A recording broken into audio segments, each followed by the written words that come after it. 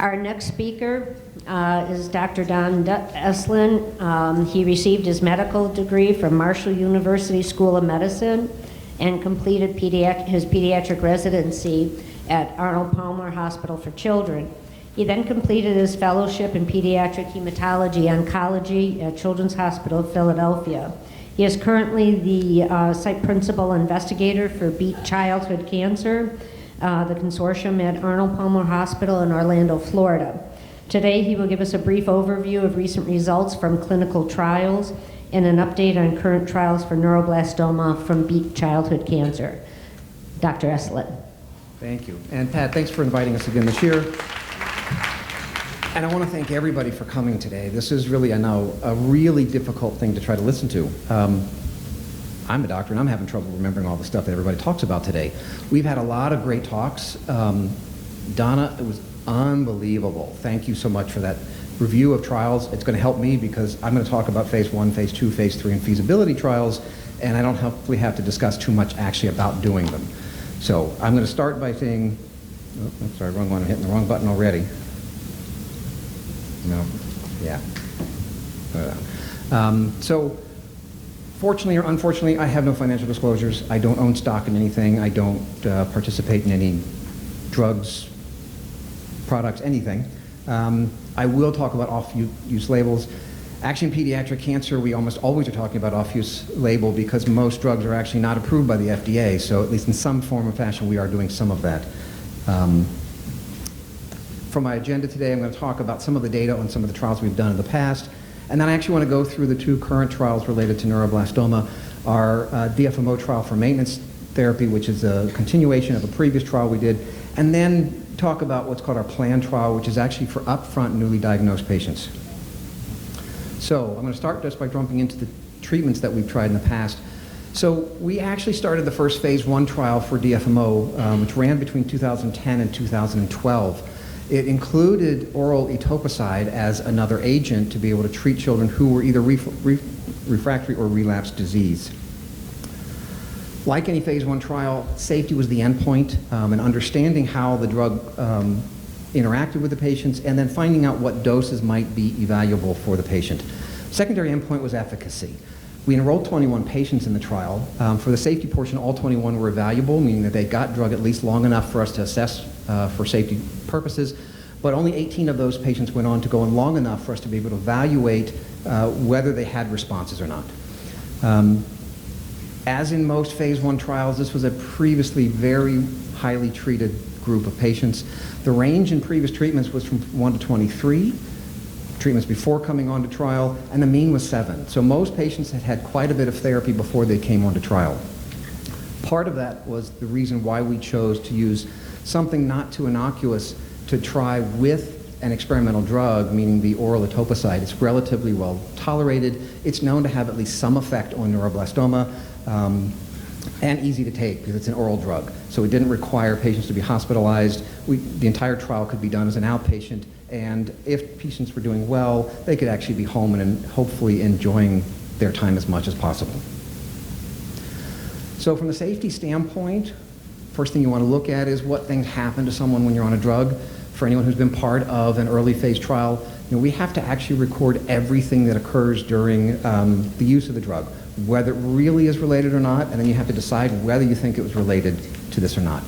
This is the listing of the things we felt were related to DFMO specifically that occurred primarily during the early phase of the trial, which used DFMO alone in the first cycle, and then things that would have continued on even with etoposide. As you can see, there were a few phase grade 4 side effects, and grade 4 is the highest side effect you would get other than death, which is grade 5. So we did have a few that were pretty high. However, all 3 of those are bone marrow suppression problems, which are very common in heavily pretreated children with neuroblastoma. Also very common in patients getting oral etoposide.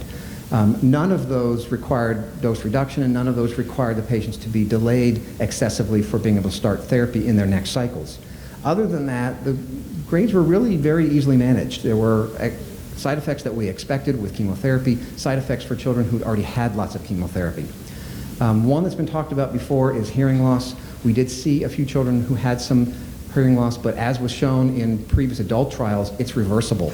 If you stop the drug for a period of time, you could actually even restart and hearing loss would have returned back to normal. In this trial, if they found hearing loss as a potential side effect, they were dose reduced on their therapy, but were able to continue on. So really what we'd like to see next is what happens to the patients. So this is what happened to all 21 patients, and they're actually listed in order as to how long they stayed on therapy. What's kind of unique for this trial, we ended up with 3 different patients who actually stayed on for a very long period of time, several years, and at different doses. So like most phase 1 trials being conducted at the time, it was a dose escalation trial. You start at a low dose. After a certain number of children start at one dose, you then move up to a bigger dose. On and on and on until you finally hit a dose-limiting toxicity, or you get to a dose that just is intolerable for some reason. We actually never got to that in this trial. We got to 1,500 milligrams per meter squared given twice daily and decided that was enough because we had responses even at our lowest dose. 2 of the patients who were treated at the lowest dose we tried, 500 twice daily, and 1 at the 1,500 twice daily, really were on trial for more than 2 years. We had another patient who was on for almost a year and a half, but unfortunately the family decided not to continue and were lost to follow-up. We actually don't know what happened long-term to that patient. But the 3 that we do know about, all 3 of those patients who were treated between 2010 and 2012 are still alive with no further therapy beyond this. So we started thinking, why were these 3 patients different? Were there something unique, something different about them? All 3 had at least 3 to 4 and 1 up to 8 different therapies before coming on trial. So they were previously heavily pretreated, high-risk therapy patients with lots of risk factors for relapse again. Because these 3 stayed on therapy, and actually what we did was they actually just stayed on DFMO after some period of time, 1 after 9 cycles with etoposide, 1 after 15 cycles of etoposide, but then just stayed on DFMO long term. And one of them you can see stayed on for 1,500 days, partly because we didn't know when to stop. They were doing so well, we got to a point where we said, well, what happens if we stop? Eventually, the parents chose that it was time to stop, or the child decided it was time to stop. We're lucky to say that none of those have relapsed. This led us to wondering why.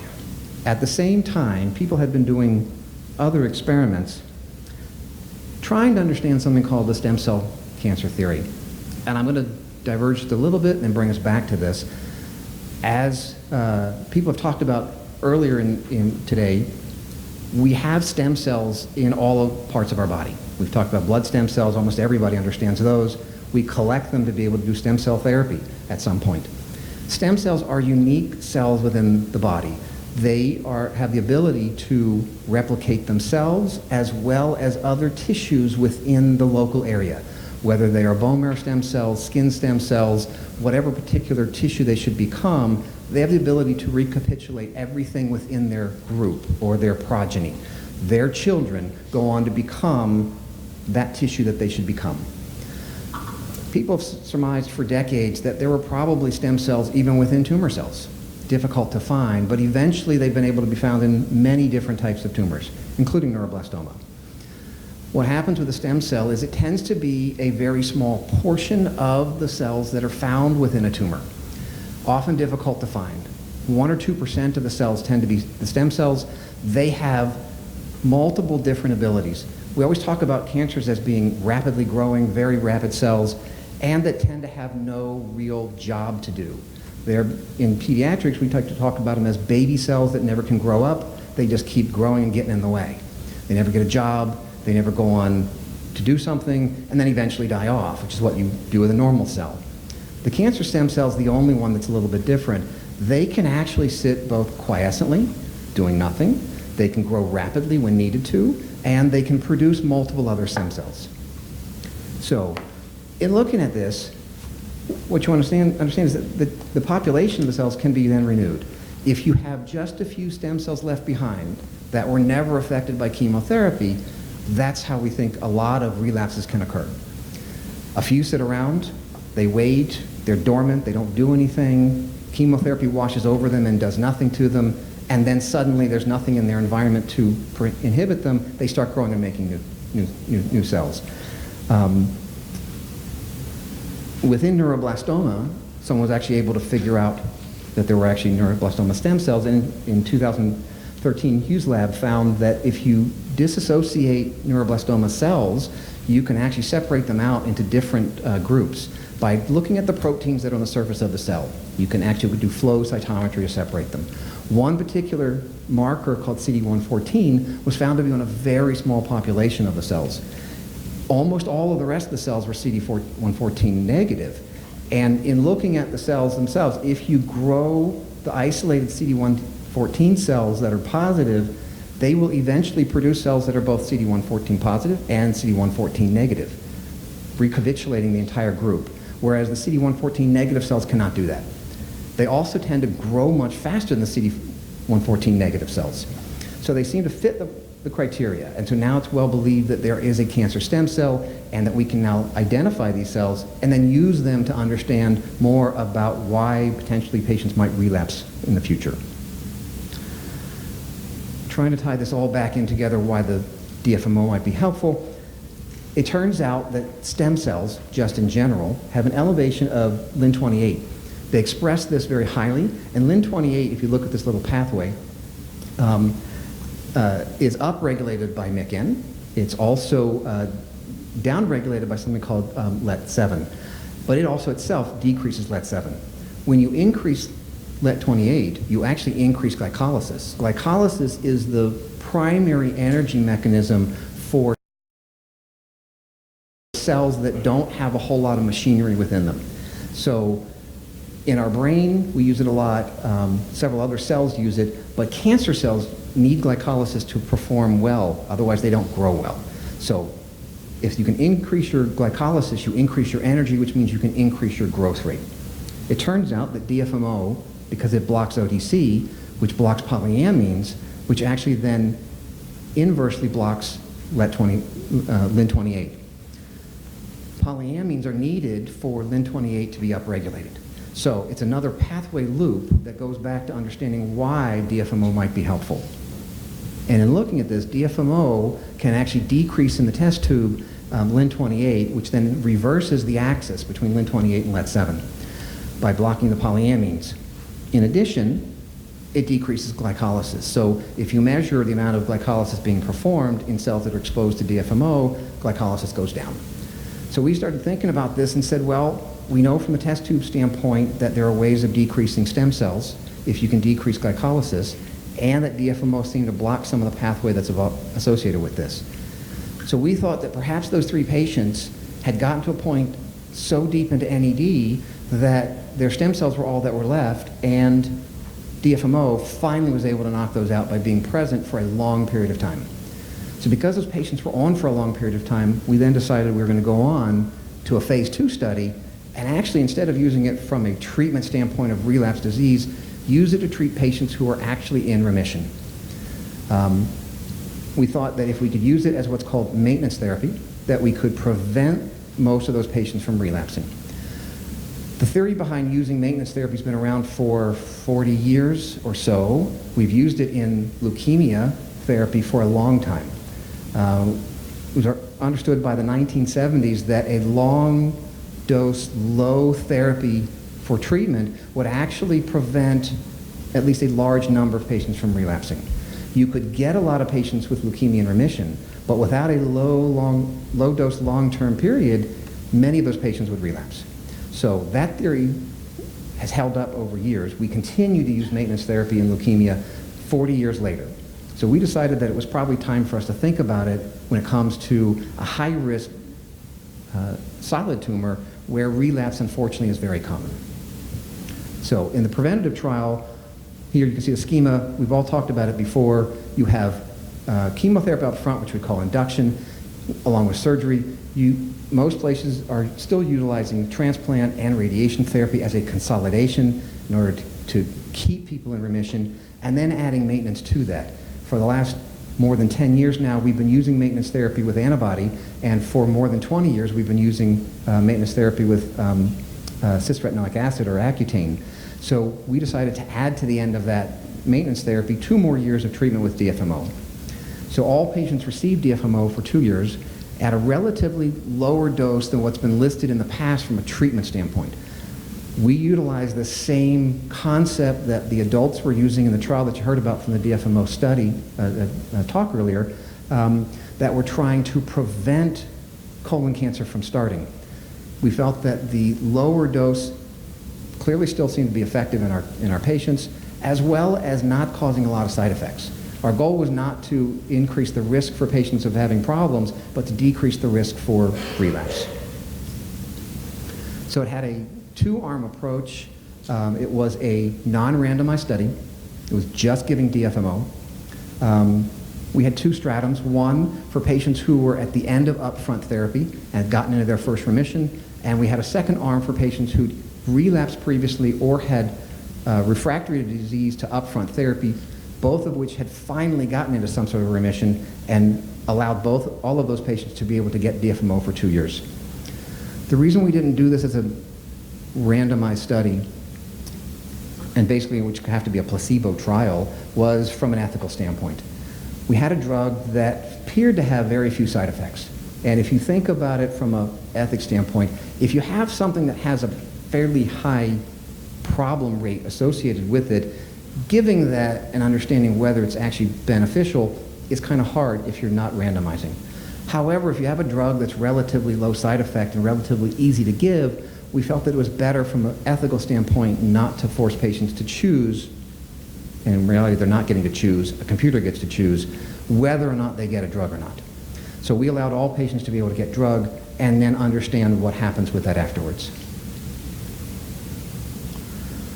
So the phase 2 trial ran between 2012 to 2015. Our hypothesis was that you could decrease relapse rate in patients with high-risk neuroblastoma that were back in remission. Primary endpoint was efficacy at the end of 2 years. Secondary endpoint was what's overall survival. Somebody's already talked about it. Overall survival at a 2-year time point is really not a very good endpoint. And then, as we said, we utilized DFMO at 750 milligrams per meter squared, given twice daily.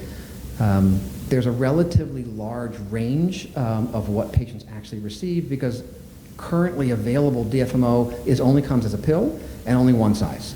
So there's only one ability of what you can use. So we actually had a wide range of where patients would get their drug. We did not want to start cutting drug and worrying about how you get half a pill or a quarter of a pill.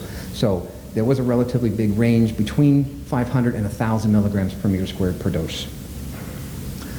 When you look at the patients again, just understanding what all the patients were, in Stratum 1, 101 patients were enrolled on trial. In Stratum 2, in the relapsed and refractory arm, there were 39 patients enrolled. When you look at the characteristics of the patients for Stratum 1, which are upfront patients, it's fairly similar to other upfront phase 1 trials that have been reported in the past. So we felt that our patient population was relatively close to all of those that have been reported over the decades. For those in Stratum 2, they're all comers. They also seem to fit what most phase 2 trials recapitulate. In this case, safety was not the primary endpoint. It was a secondary endpoint, but still important. We want to understand it, and especially in a drug that's not yet FDA approved, we really want to understand what's going on with the patient. When we look at the types and distribution of different events that occur, they really helped recapitulate pretty close to what the phase 1 study was and what was expected and based on the adult trials that have occurred in the past. So we felt that we're not seeing anything different by giving it long term. We're not seeing any significant, huge number of problems associated with the drug. When we look at it from results standpoint, if you focus on box A, and I probably should have blown this up, makes it even easier to see. Again, this is a survival curve, an event-free survival curve based on time. Not all children stayed in remission. We had about 16% who relapsed during therapy. But what is interesting to see is that we don't have any late relapses on this trial. In fact, almost all the patients relapsed by 15 months of age. We had, 15 months of starting therapy. We did have one who relapsed at 18 months of starting therapy. And as of a week ago when I asked our data managers to confirm this for me, because we're now more than 4 years out from finishing trial, we still do not have any late relapses on trial for the upfront patients. So that we feel has been pretty significant in 101 patients. The other boxes, the box C shows differences between MIC-N amplified and those who are not amplified. I know someone brought up a question about that before. It does not seem like DFMO is having any significant difference whether you're MIC-N amplified or not, and probably because the other MIC family members are upregulated, and they use the same pathways that are potentially causing problems in the patients and why DFMO may be working.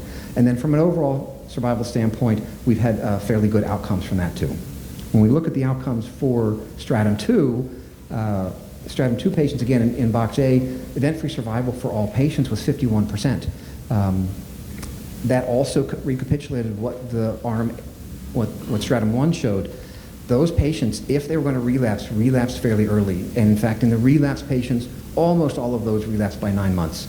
We had, I believe, one who relapsed fairly late at 18 months, but almost all of them were fairly early. And that was whether they were relapsed or refractory disease. C and E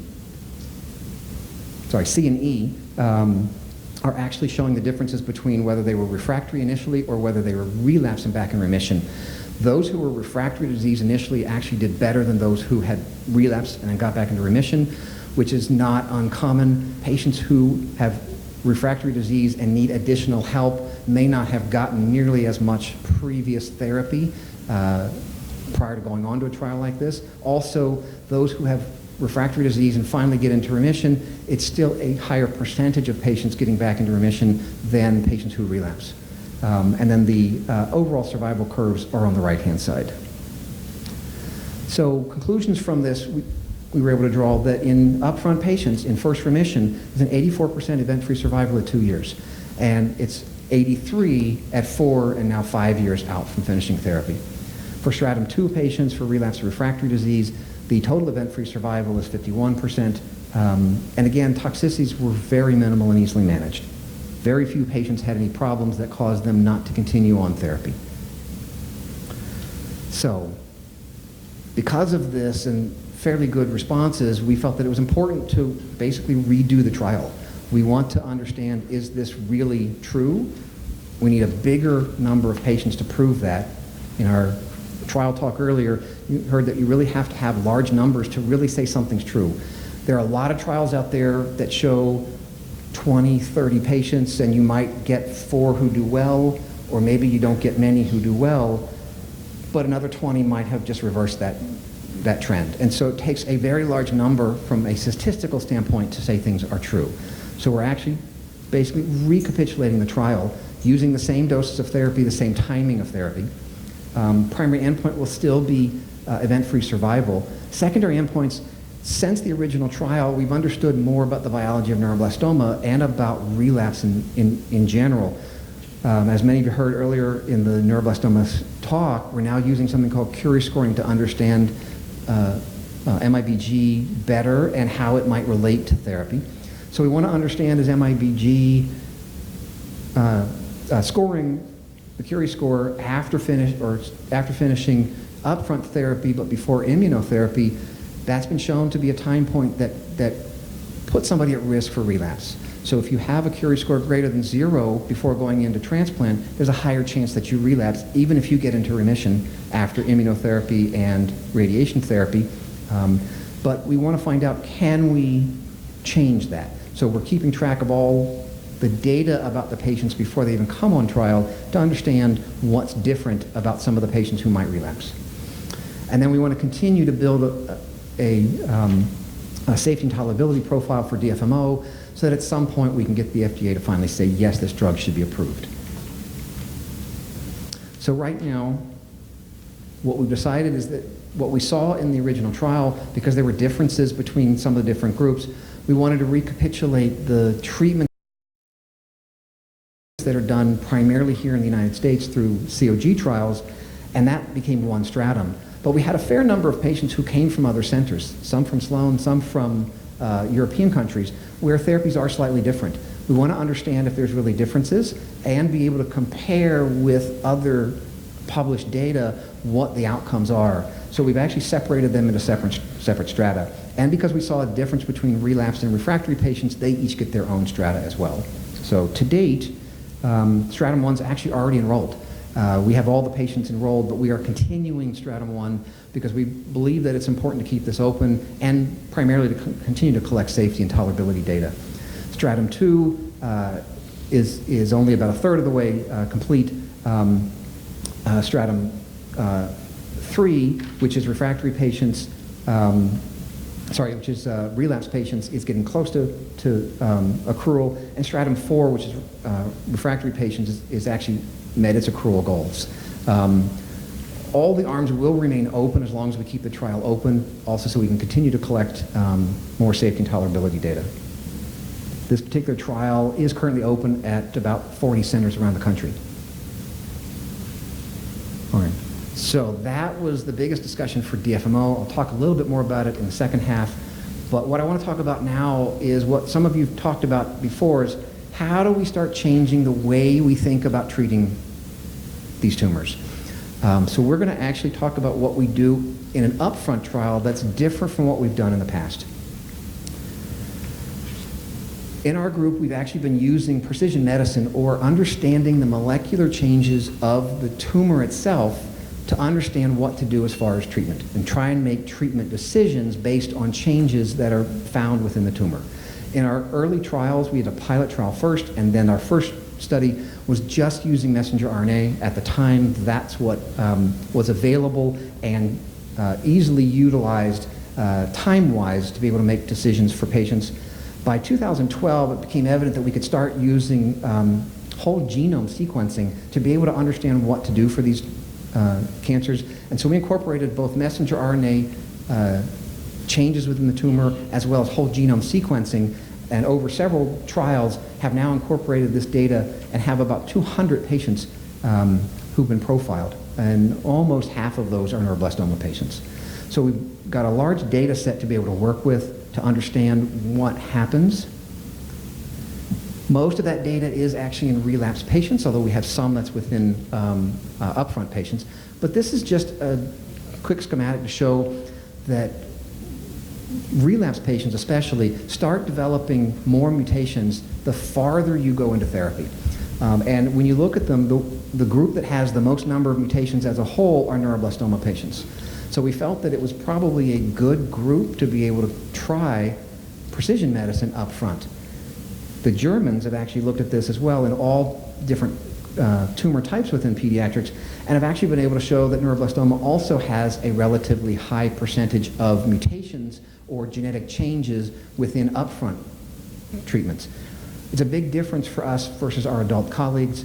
In the adult world, adult tumors tend to have more genetic changes than pediatric tumors do, but at least within neuroblastoma, we see more than in other pediatric tumors, so we felt that it was probably a good time to start thinking about how could we utilize that information to make treatment decisions. So, our trial that we're currently running is to use the genomic information to try and understand, can we add therapy to what we're already doing to make an improvement in outcome? The difference here is this is not looking at a single addition of a drug. This is looking at a process of how we understand what to do next. If you look at all older phase 3 trials that incorporate any new therapy, what they do is you add one new drug, usually in a randomized fashion where half get it, half don't, and you try to understand, is that one change different than what we did before? We want to find out is, can we make the change, the process, by adding something that is specific and unique for that tumor that's different to make an overall change. So the PLAN study, it's a long name, I know. Precision medicine study in high-risk neuroblastoma patients in induction, followed by DFMO plus immunotherapy, and 2 years of DFMO for all patients.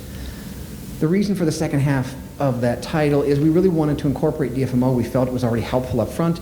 We did not want to chop up the trial, and we want to understand from diagnosis to end of therapy what's actually happening for patients. As Donna said at the beginning, she talked about how trials, if you look at them, patients unfortunately drop out at various stages.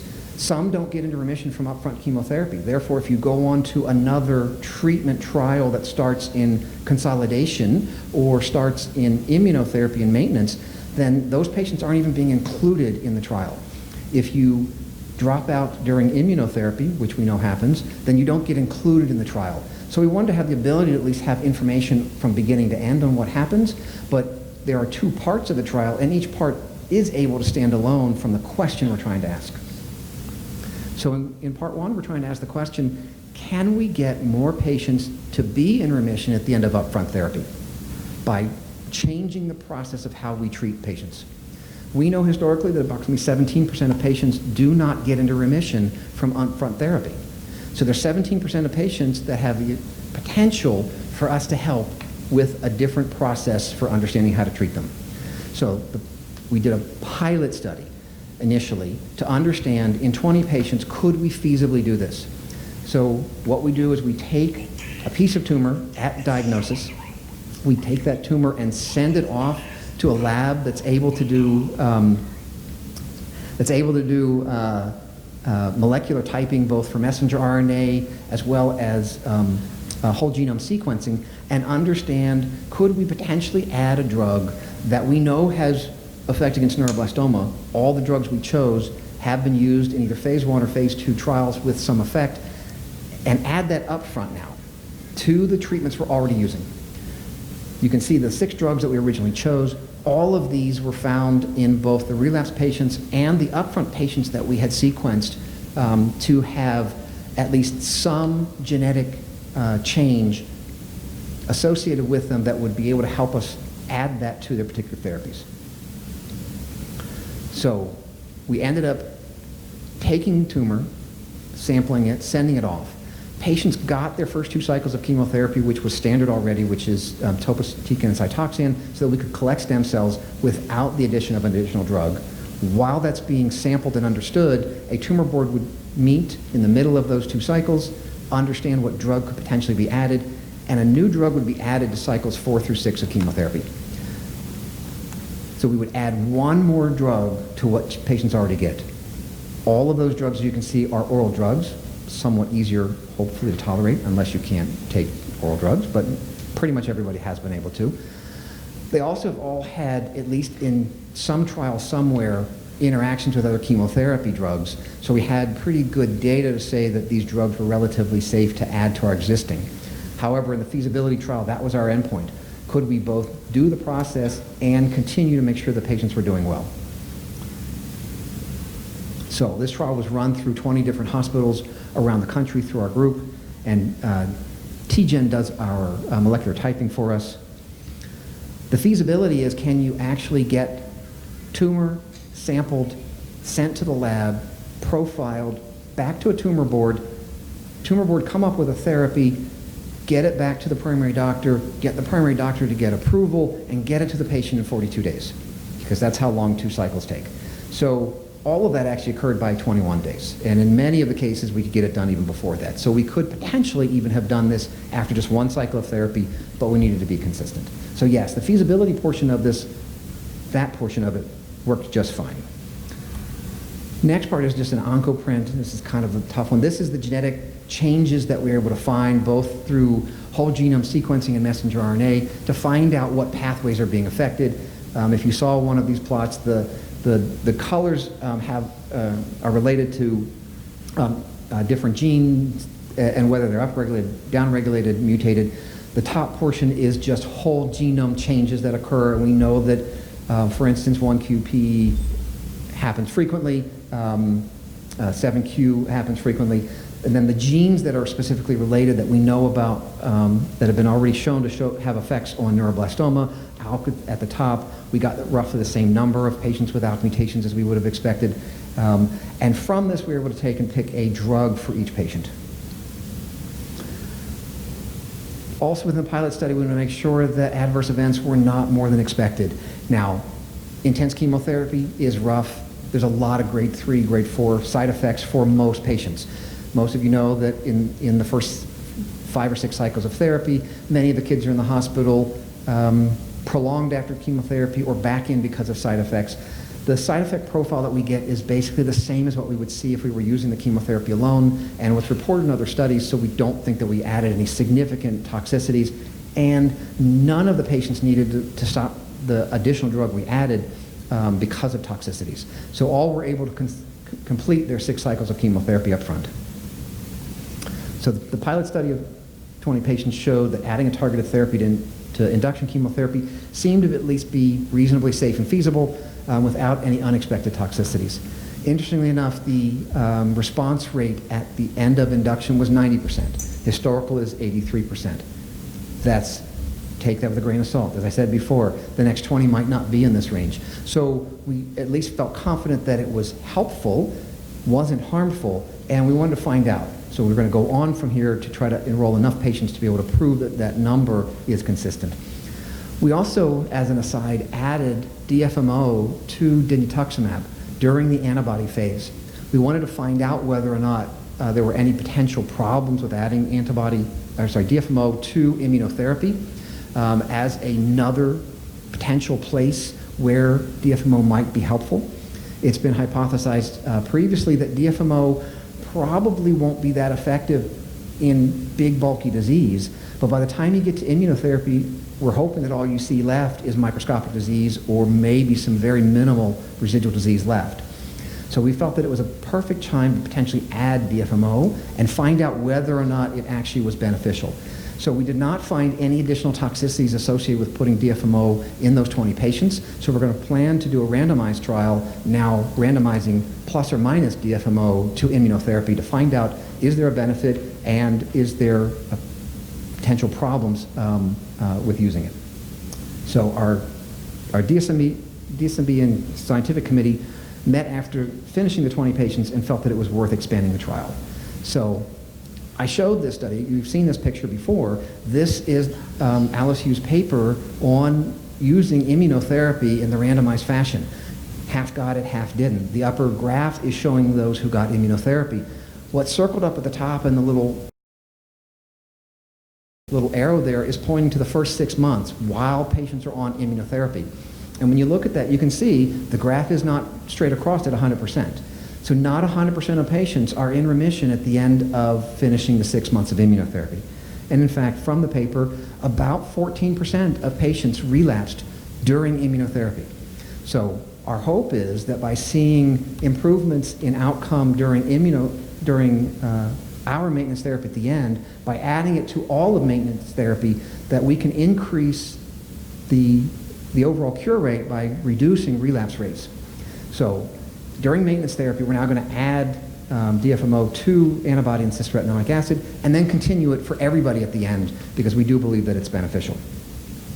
So the current study, I know it's a lot of reading, we're going to expand the trial, which is actually already ongoing, to now utilize upfront addition of a personalized medicine approach to therapy to understand, can we improve the outcome there and decrease the 17% relapse rate there?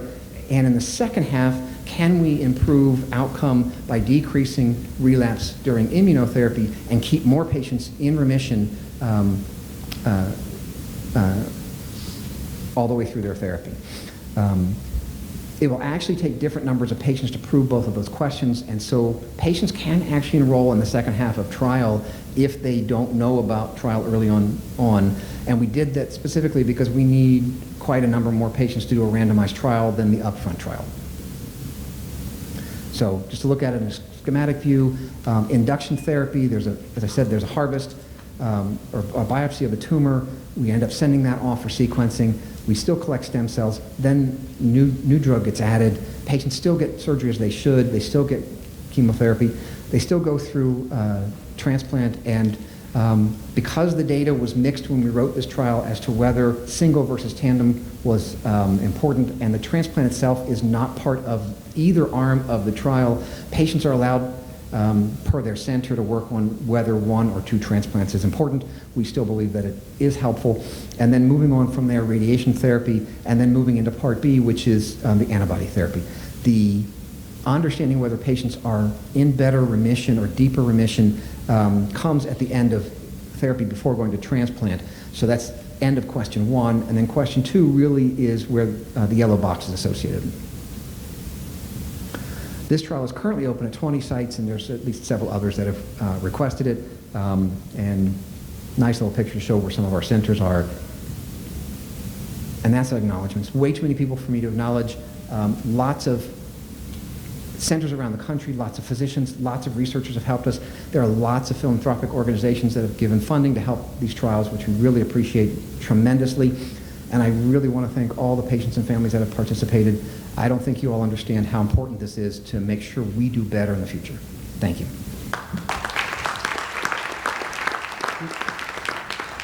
Thank you, Dr. Eslin. Does anybody have any questions? No? It was a perfect presentation. Thank you. Thank you. Thank you.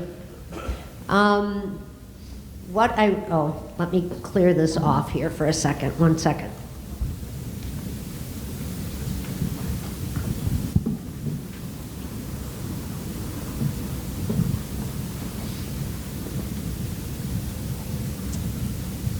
Undo a few things here.